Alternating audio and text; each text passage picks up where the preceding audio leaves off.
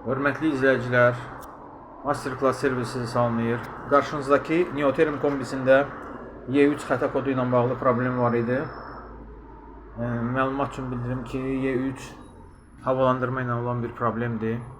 Hal-hazırda görürsünüz bu boru dirsək vasitəsilə çölə çıxır, belə döngəsi var və döngədə xətaya yol veriblər. Daha doğrusu montajında biraz hündürdədir bu.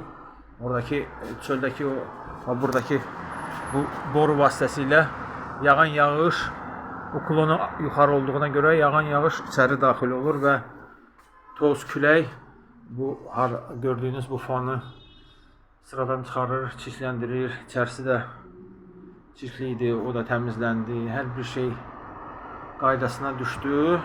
Müştəriyə şərh vəziyyətində təhvil veriləcək.